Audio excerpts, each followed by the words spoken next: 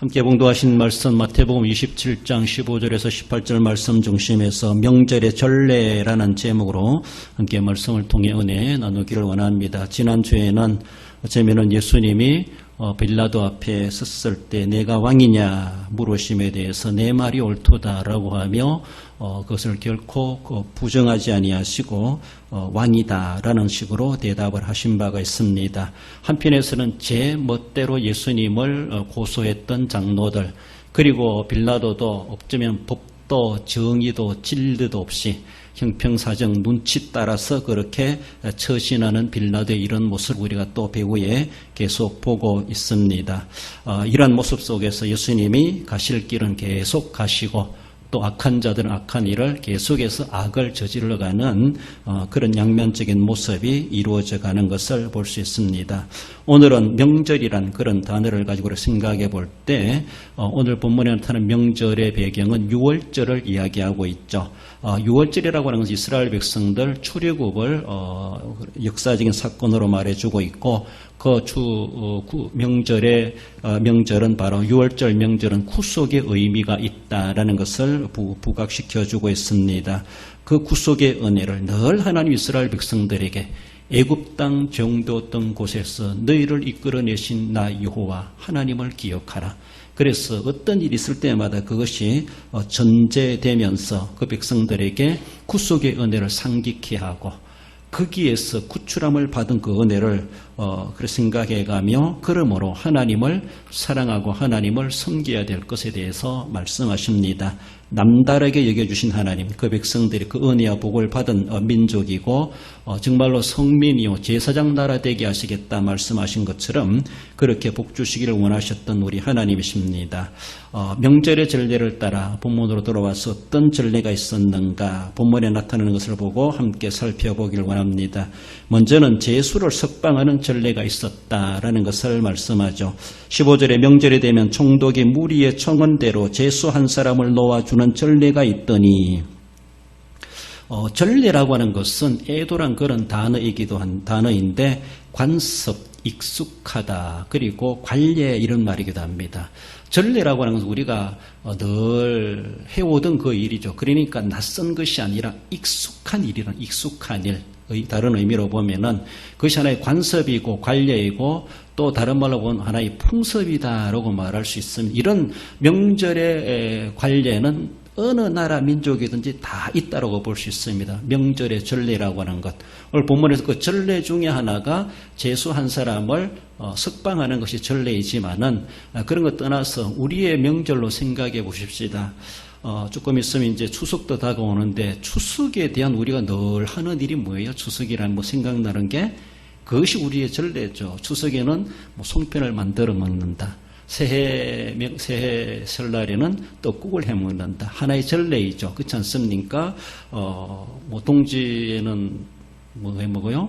팥죽을 끓여 먹는다. 먹는 이야기만 하고 있는데 아무튼 이런 모습들이 있어요. 6월절이면 이스라엘 백성들은 정말로 썬나물을 먹고 무교병을 먹고 이런 것들이 그들의 관습이고 관례고 또 그들의 풍습이었죠. 그것이 바로 그들의 명절은 그것이 익숙한 겁니다. 낯선 것이 결코 아닙니다.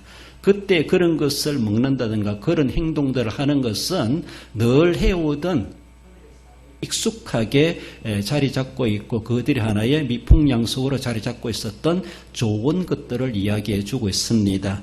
이런 관례들이 있었다라고 하는 것처럼 바로 명절에 제수 한 사람을 석방하는 전례가 있었다라고 말하고 있습니다.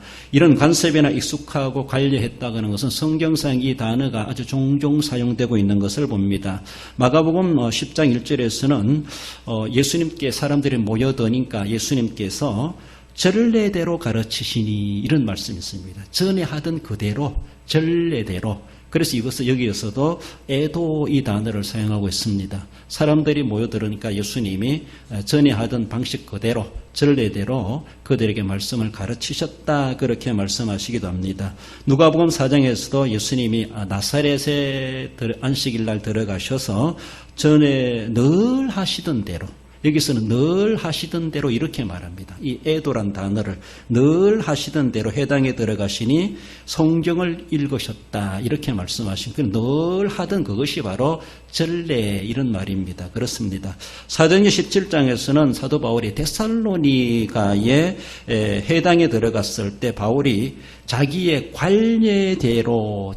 관례대로 성경을 가르쳤다, 강론했다 그런 말이 나옵니다. 그래서 이렇게 애도란 말이 전례라고 하는 것은 그들의 삶에 아주 익숙하고 그것이 아주 당연시 되어지고 사람들에게 낯설지 아니하고 또 그런 전례를 그들은 기다리고 있고 지금 가르치는 것이든 강론하는 것이든지 또 음식을 해먹는 것이든지 그래서 미리 그 명절에 따라서 전례대로 그런 것들을 각자가 준비해가고 함께 거기에 그런 마음으로 동참해 갔던 것을 볼 수 있습니다. 이것을 이제 오늘 본문의 배경으로 딱 넘어와서 바라볼 때 하나의 전례가 있었는데 이렇게 총독이 이미 그걸 알고 있죠. 이 유대인들의 전례가 무엇인가 그리고 또 그 전례에 대해서 로마에서도 그것을 인정해주고 그들에게 환심을 사기 위해서 그들에게 이렇게 그들의 요구를 들어준다 이런 정치적인 목적을 이루어가는 것을 볼 수가 있습니다. 바로 제수 한 사람을 놓아주는 전례가 있더니라고 말하고 있습니다.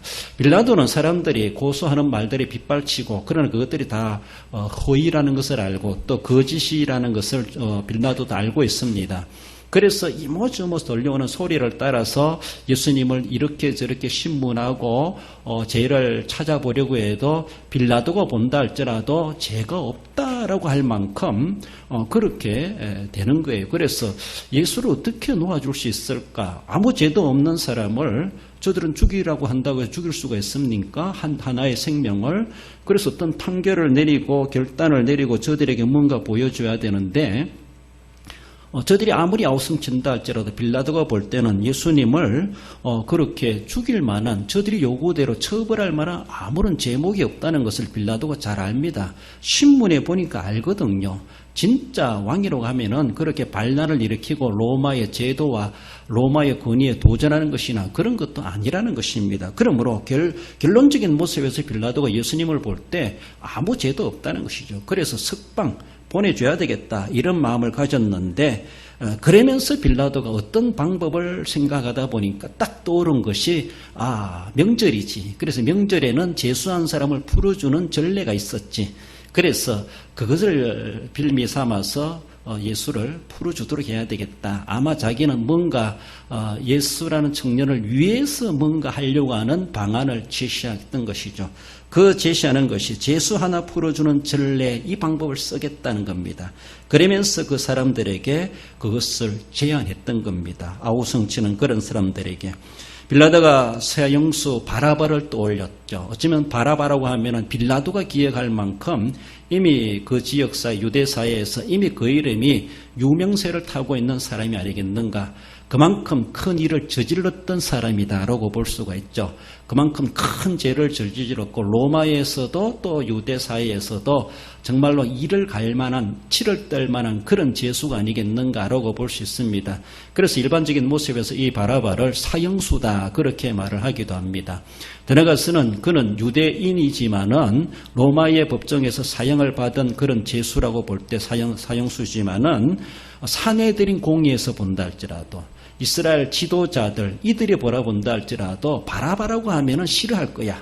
이미 빌라도는 그런 개념을 가지고 있습니다. 그래서 바라바를 딱 내세우고 예수와 딱 동도 세워놓으면은 그들은 바라바를 싫어할 거야라고 이렇게 빌라도 나름대로 판단을 했습니다. 그렇게 판단했다라는 것이 어쩌면 빌라도의 오판이었다라고 하는 것이 결과적으로 나타나는 것을 볼 수가 있죠. 예수님은 아무런 죄가 없습니다. 자기가 이미 인정하고 있습니다. 아무 죄도 없음에도 불구하고 비교 대상을 누구를 비교 대상하는 겁니까? 사형수하고 비교하는 겁니다. 아무 죄도 없는 사람을 사형수하고 비교한다는 그 자체가 남들이 볼 때는 예수는 죽을 죄인이구나. 예수도 사형수구나. 또 그렇게도 볼 수 있습니다. 그렇지 않습니까? 왜 나를 거기에 비교합니까? 똑같이 세워놓고 누구를 풀어줄까 한다고 하는 것은 동등시한다는 겁니다. 바라바는 정말로 죽어야 될 죄인인데 죄수인데 아무 죄 없다고 하는 예수라는 청년을 자기는 동등시하면서 누구를 풀어줄까? 이렇게 묻는 그 자체가 빌라도가 오판이라는 것이죠. 예수님을 죄 없다라고 자기는 인정하면서도 죽을 죄인, 죄수하고 같이 동등시 취급하는 이 자체가 빌라도가 잘못 생각한 것이다. 도리어 무리들로 하여금 예수님은 사형수다. 예수님은 죽어 마땅하다. 빌라도와 견줄 만한, 바라바와 견줄 만한 동등한 그런 죄수와 다를 바가 없다. 이렇게 인식할 만큼, 그렇게 오해할 만큼 그런 모습이 되었다라는 겁니다. 거기에 동등시했던 그 자체가 빌라도가 잘못된 오판 생각이었다라고 하는 것을 볼 수 있습니다. 그래서 그렇게 둘이 딱 내세우면은 저들이 바라바를 그렇게 싫어하기 때문에 어쩔 수 없이 바라바를 선택하기보다 그러면 예수를 풀어주세요라고 이렇게 할 줄 알았다라고 하는 그 자체가 또 실수였습니다. 정말로 그들은 바라바를 싫어할 줄 알았는데 그러나 도리어 그들은 바라바를 놓아주세요 라고 하며 예수님을 처형해 달라라고 그렇게 소리칠 줄이야. 빌라도는 전혀 상상하지 못했다라고 하는 것이 빌라도의 두 번째 실수였다라고 하는 것을 봅니다. 그래서 둘이 내세우고 하면은 그들은 소동이 멈출 줄 알았습니다. 소동이 멈출 줄 알았어. 그래서 예수님을 그래 풀어주고 저들도 명목이 없도록 그저 돌려 해산시키려고 그렇게 했던 이러한 빌라도의 그런 모습. 예수도 풀어주고 소동치는 저 사람들도 해산시켜서 명분이 없이 돌아가도록 만들겠다. 이렇게 생각했던 빌라도가 도리어 자기의 도리어 백성들의 요구대로 들어줄 수밖에 없는 그런 결과가 났다고 하는 것을 보여주고 있습니다. 그래서 죄수 한 사람을 석방하는 것, 진짜 죽을 죄수를 석방하는 그런 계기가 되었다라는 것을 봅니다. 마태복음 26장 24절 읽어봅시다. 인자는 자기에게 대하여 기록된 대로 가거니와 인자를 파는 그 사람에게는 화가 있으리로다. 그 사람은 차라리 나지 아니하였더라면 제게 좋을 뻔하였느니라.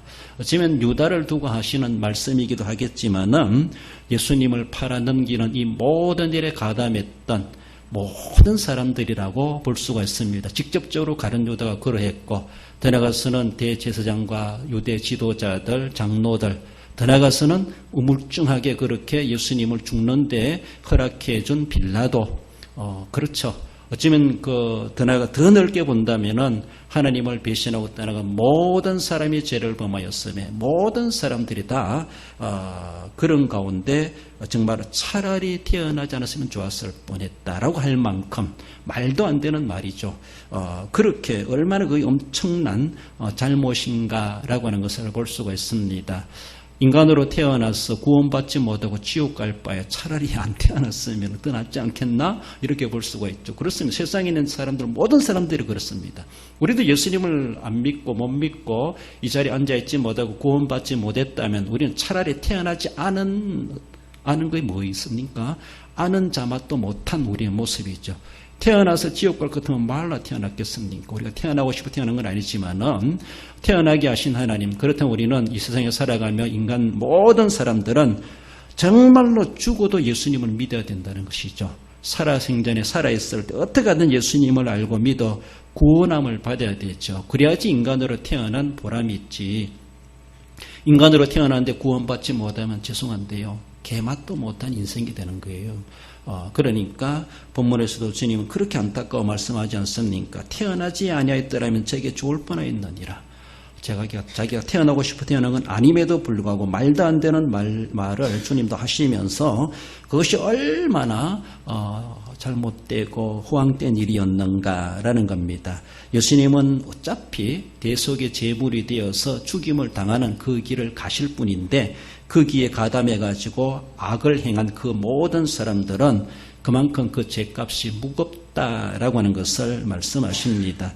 아무튼 명절의 전례를 통해서 바라볼 때 오늘 본문에서는 이러한 죄수 한 사람을, 죽을 죄인 한 사람을 죽이지 아니하고 살려주는 전례에 따라서 결국은 바라바가 생명을 얻게 되고 그 대신 예수님은 희생 제물이 되고야 말았다라는 것을 말씀하십니다. 이러한 처사에도 빌라도는 자기 손으로 정말로 무죄하신 예수님을 사형시키는데 자기도 원치 않게도 거기에 가담하는 자가 되었고 전체적인 총책임자로서의 그 책임을 회피할 수가 없었다라고 하는 것을 말씀하십니다. 나가서 명절의 전례는 대속의 양을 죽이는 것이 또 하나의 전례가 있다고 하는 것을 말씀합니다. 이 양이라고 하는 것은 아무 죄가 없는 양인데 그래서 대속의 제물로서 죽임을 당한다. 그런 전례를 말씀합니다. 17절 말씀에 너희는 내가 누구를 너희에게 놓아주기를 원하느냐 바라바냐 그리스도라 하는 예수냐라고 말하고 있습니다. 결국 이렇게 둘을 내세우면은 바라바는 치가 떨리는 사람이니까 바라바는 마땅히 죽어 마땅합니다. 그렇게 할 줄 알았는데 결국은 그런 치 떨리는 바라바를 놓아주고 예수를 죽여달라고 요청할 줄이야 빌라도도 생각지도 못했었다라는 것을 볼 수 있습니다. 빌라도는 재판관으로서 정말로 재판관으로서 정의로워야 되고 그것을 모든 사람들에게 정말로 자기가 법을 집행하는 자로서 법관으로서의 어떤 고소자들이 있고 어떤 무리들이 소동을 일으킨다 할지라도 올바르게 그것을 처신했음에도 불구하고 자기가 볼 때는 무지하다는 것이 자기 스스로 판결 내리면서도 백성들 앞에서는 도리어 그들의 요구대로 예수님을 그들의 손에 내어주는 그들에게 맡겨버리는 이러한 어정쩡한 일들을 벌려갔던 무책임한 행동을 했던 빌라도의 이러한 모습을 볼 수가 있습니다. 주님은 그래서 또 법 없는 자들에 의하여서 고난을 당하셔야만 했다라는 것을 말씀합니다. 사도행전 2장 23절에 보면 그가 하나님께서 정하신 뜻과 미리 아신 대로 내준 바 되었거늘 너희가 법 없는 자들의 손을 빌려 못 박아 죽였다라고 말하고 있습니다. 사도들이 설교를 하는 그런 내용이죠. 그렇습니다. 법이 있는 것 지금 법이 없습니다. 무법천지가 되었습니다. 정말로 법을 집행해야 될 빌라도는 법대로 행하지 못하고 사람들의 요구대로 들어줬다. 누가 총독이고 누가 식민지 백성인지 알지 못할 정도로 질서도 없고 위계 질서도 없고 권위도 없고 법도 없고 이러한 모습에서 완전히 무너지는 그런 모습. 예수님은 그렇게 작정된 대로 가실 분이시지만 그러나 이 세상은 바로 정의가 무너지는 이러한 모습을 보여주고 있습니다. 아무런 정의가 없는 상황 아래서 보호를 받아야 될 사람이 보호를 받지 못하고 안전한 삶을 누려갈 수가 없다고 하는 것을 볼 수가 있죠. 정의가 살아있고 법이 살아있다면 그 법은 정말로 사람들을 보호하고 지켜줘야 되죠. 억울한 사람들이 없도록 해줘야 되죠. 이것이 법이죠. 그것이 정의입니다. 함에도 불구하고 도리어 법은 제쳐놓아버리고 자기 입맛대로 그의 상황에 따라서 맞추어가는 이러한 모습들, 이것이 무슨 정치고 이것이 무슨 법입니까? 이런 일들이 바로 이 세상에 수없이 벌어지고 있다고 하는 것을 말씀하고 있습니다. 실제로 사람이 알지 못하는 채 죄를 짓는다면은 그 실수 한 가지만으로 책망받으면 그만일 것이지만은 그러나 알지 못하고 저질렀던 그 죄는 알지 못했기 때문이다라고 하나의 정상 참작이 될 수 있겠지만은 그러나 빌라도는 알지 못하고 저지른 죄가 아닙니다. 빌라도는 다 알고 있습니다. 다 알고 있으면서도 자신의 양심마저도 속여가면서 결국은 다 알면서 그 일을 저질러 갔던 빌라도. 그러니까 빌라도는 그 모든 일의 총책임자로서 책임을 질 만한 위치에 있었고 그렇게 오늘 이르기까지 그 불명예스러운 이름이 우리 입에서 고백되고 있는 것을 볼 수가 있습니다. 우리가 정말로 모르고 저질렀다라면 주님 하나님 저희들이 모르고 하는 일이오니 저희들을 용서해 주옵소서. 어쩌면 예수님도 서대반도 그렇게 하는 것을 들어볼 수가 있는데 알지 못하고 하는 것이라면은 용서라도 할 수 있겠지만은 뻔히 알면서 고의적으로 짓는 죄나 다를 바가 없죠. 자신의 양심까지도 거슬러가면서 하나님 앞에 뻔뻔하게 죄를 짓고 있는 그런 일들. 어쩌면 빌라도만이겠는가. 우리의 모습에서도 우리의 삶에서도 이런 일들이 크고 작게 수없이 반복되고 또 지속되고 있지 아니한가. 이것이 하나님 앞에 얼마나 큰 죄이겠는가. 예수님을 팔아넘기는 거나 다를 바가 없고 무죄한 자를 억울하게 죽음으로 내몰고 가는 그런 일이 될 수도 있다고 하는 것. 우리가 작게 하는 그런 양심에 거슬리는 행동들, 알면서도 거슬리는 그런 행동들이 큰 일이 되진 않는다 할지라도 연결시켜 바라본다라면은 빌라도가 어정쩡하게 알면서도 그렇게 처신하는 이러한 죄를 저지른 거나 우리가 저지른 거나 다를 바가 없다라고도 말을 할 수가 있습니다. 그런 점에서 결과적으로 예수님은 결국은 십자가형에 처하게 되고 어쩌면은 빌라도는 아무 잘못 없는 예수님을 그렇게 죽음으로 내던져주는 하나의 생명, 빌라도의 생명도 예수님의 생명도 인간의 생명으로서 똑같습니다. 똑같음에도 불구하고 아무런 죄 없는 자를 무죄한 자를 정말로 죄를 뒤집어 씌워가지고 죽음으로 몰고 갔던 그런 사건을 배경을 하고 있습니다. 개인적으로 바라볼 때 바라바를 우리가 생각해 봅시다. 바라바가 이렇게 예수님이 자기 대신 죽음의 자리로 가고 그래서 자기가 살아났다라고 한다라면은 정말로 나중에 가서 인간 된다라면은 정말로 악한 일을 행해가지고 어떤 죄인지 모르지만은 죽을 죄인이 돼가지고 죄수가 돼가지고 감옥에 들어가서 사형 날짜를 기다리고 있는 사람이라고 생각해 봅시다.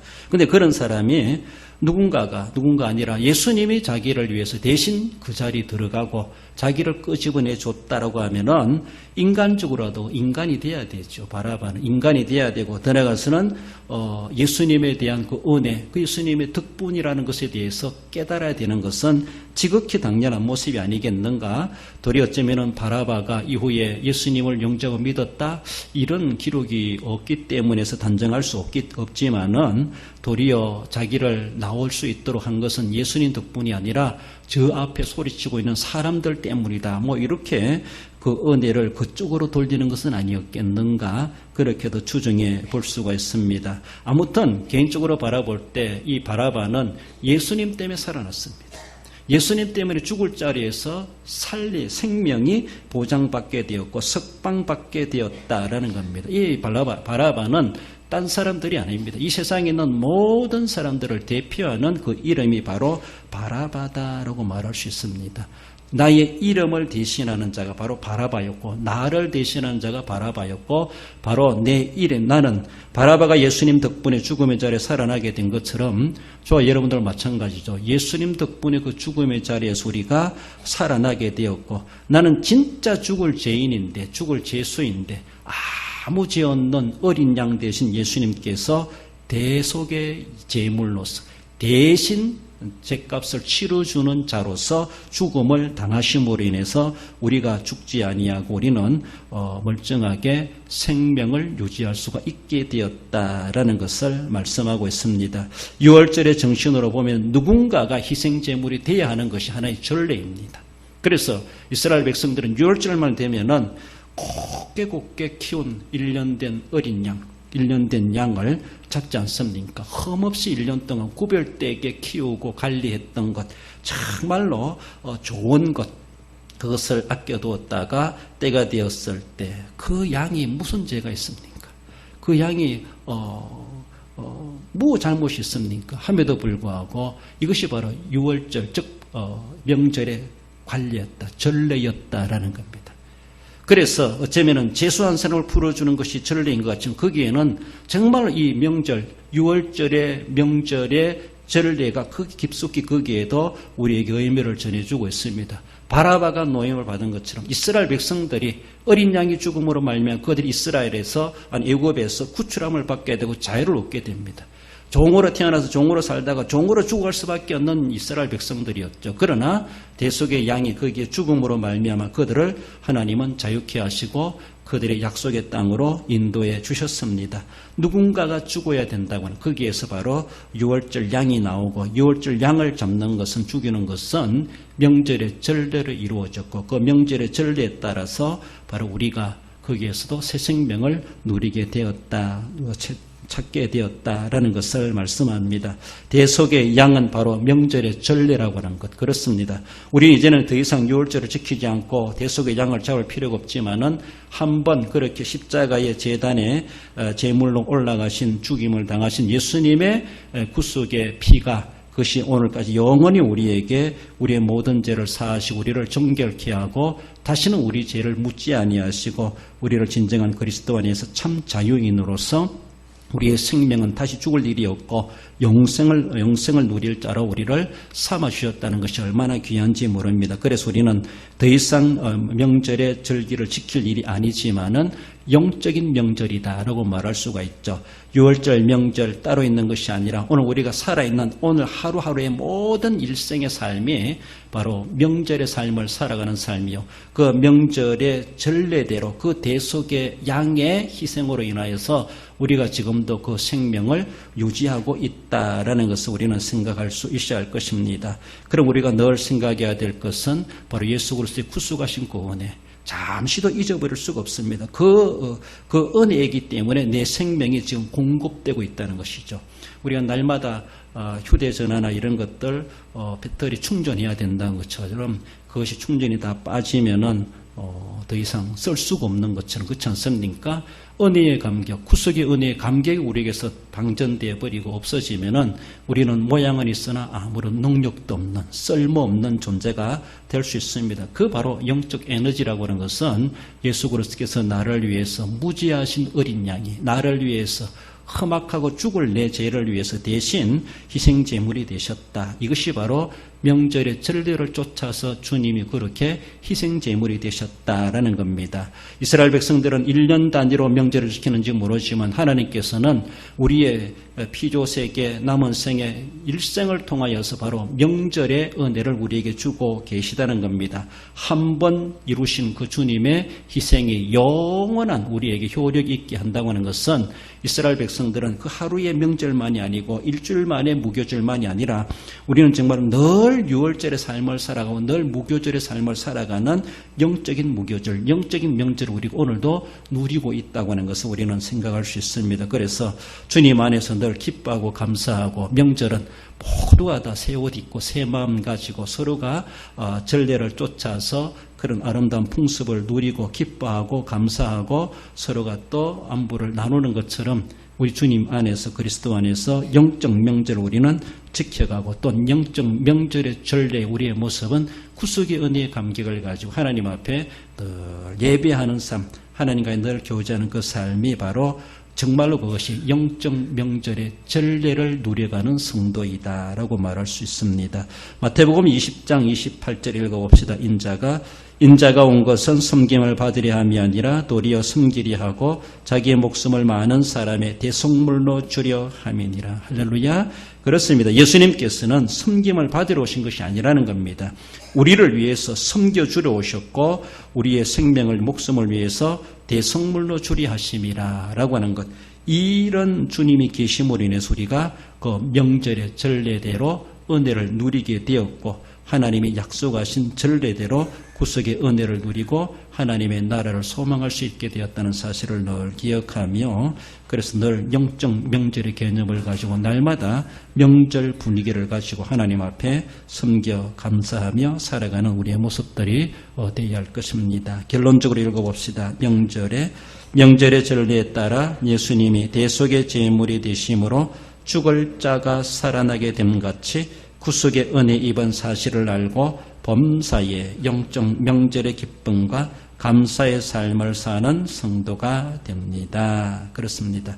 이 전례는 단순한 그들의 어떤 풍습이 아니라 하나님이 정하신 전례였다는 것을 우리를 볼 때 하나님의 전례를 따라서 우리가 영적 명절을 지금도 누리고 명절의 기쁨과 감사의 삶을 사는 것은 지극히 당연한 모습이고 나 또한 다른 사람에게도 이러한 명절의 전례의 은혜를 가르치고 나누어주고 그들도 명절의 기쁨을 누릴 수 있도록 우리가 감당해내야 될 책임도 있다는 것을 기억하며 그 귀한 사명도 신실히 감당해 가시고 명절의 전례를 통해서 우리에게 베풀어 주신 하나님의 깊으신 은혜를 더 깊이 누려가시고 복을 받아 누려 승리생활에 가시는 우리 성도 여러분들 되시기를 주님의 이름으로 축원드립니다.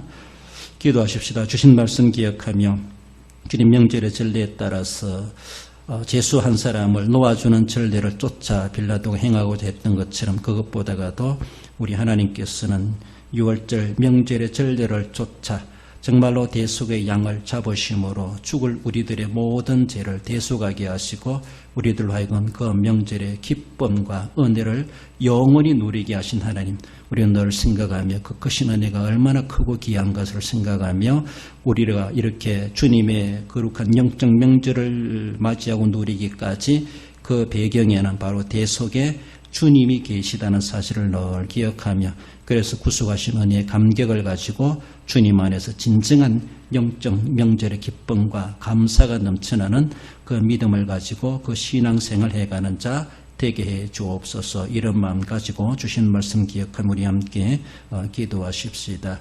우리 하나님 아버지 은혜를 감사드립니다. 오늘도 주님 존전으로 인도하신 하나님 명절의 전례를 쫓아 제수한 사람을 풀어주는 전례를 빌라도가 행하였던 것처럼 하나의 그 시대의 하나의 역사적인 전례이지만 그런 하나님이 정하신 명절의 전례가 있다고 하는 것을 보여주고 있습니다. 바로 대속의 양을 잡음으로 말미암아 죽어야 될 한 사람들을 죽이지 아니하시고 생명을 유지케 하시고 살려주시고 진정한 자유를 누리게 하시고 영생을 얻게 하신 하나님의 귀하신 은혜를 기억합니다. 그 전례 때문에서라도 주님이 땅에 오셨고 대속의 제물 되시고자 기꺼이 그 몸을 내어준 우리 주님을 기억하며 날마다 구속의 은혜 감격을 가지고 영적 명절의 기쁨과 감사와 은혜를 누려 살아가는 우리의 성도들 우리의 삶이 되게 해주시기를 원합니다. 주님께서 우리에게 풍성한 은혜를 도와주시고 하나님 아버지 그 은혜가 얼마나 크고 귀한가를 알고 그렇게 희생당하신 주님의 귀하신 은혜와 섬김을 따라서 우리의 모든 삶 속에서도 본을 받아 이루어져 가게 하시고 그 본을 따라 살아갈 수 있도록 도와주시고 많은 죽어가는 영혼들을 주님께로 인도해내고 함께 하나님의 나라의 그 명절의 즐거움에 참여하도록 우리가 안내하기에 부족하지 않도록 성령께서 주장하시고 인도해 주시기를 원하오며 거룩하신 예수님의 이름으로 감사하며 기도 올려옵나이다. 아멘. 주일날 주셨던 말씀 갈릴리 가나에서 있었던 일 정말로 주의 말씀 준행하는 자 말씀을 준행함으로 그들은 놀라운 하나님의 표적의 은혜를 경험할 수가 있었습니다. 믿음이 있고 순종이 있는 자 거기에 주님은 결코 외면하지 않으십니다.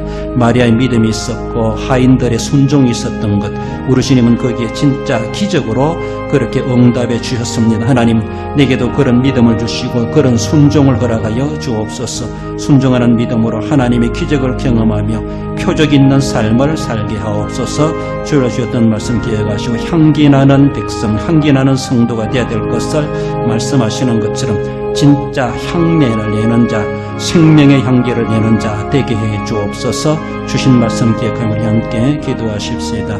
우리 하나님 아버지 갈릴리 가나에서 있었던 주님의 귀한 첫 표적을 통해서 우리에게 말씀해 주셨습니다. 우리 하나님 아버지 주님은 아무런 관련 없는 것이 말씀하셨지만은 그런 마리아의 믿음과 하인들의 순종에 주님은 외면하실 수가 없으셨고 말씀대로 그대로 했을 때 연회장도 신랑도 놀랄 만큼 놀라운 기적을 베풀어 주셨습니다.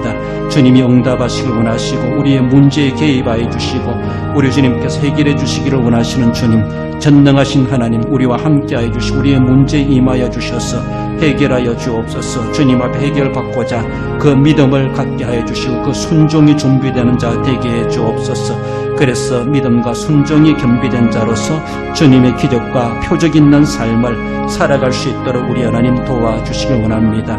하나님 아버지여 사망의 냄새가 아니라 생명의 영생의 생명을 풍기는 자가 되어야 될 것을 말씀하시는 주님 우리 속에 내재된 그 영적 생명을 모든 사람들에게 풍겨내고 죽을 영혼도 살려내는 진정한 향기 나는 성도의 삶을 살아갈 수 있도록 도와주시길 원하오며 예수님의 이름으로 기도 올리옵나이다.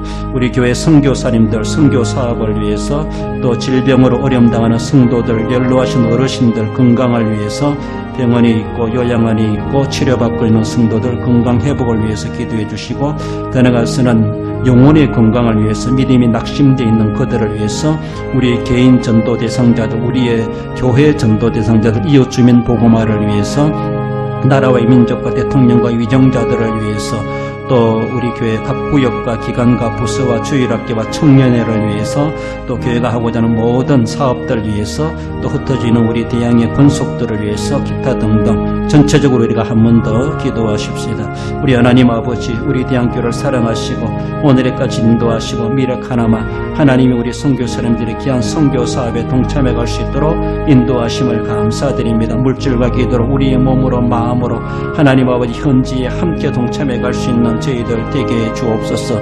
믿음을 더하시고 적극성을 허락하여 주시고 또 열정을 가지고 기도하고 하나님 아버지 아낌없이 선교 사업에 동참해 갈 수 있는 하나님의 교회와 성도들 되게 해 주옵소서. 선교사님들 안전을 지켜주시고 여러가지 위협이 있는 세상 가운데 살아갑니다. 현지에 안전하게 하시고 건강 지켜주시고 모든 선교사에게 활발하게 이루어지게 하시고 하나님의 목적 보내심의 목적을 이루어드리기에 부족하지 않도록 하나님이 입체적으로 역사해 주시기를 원합니다.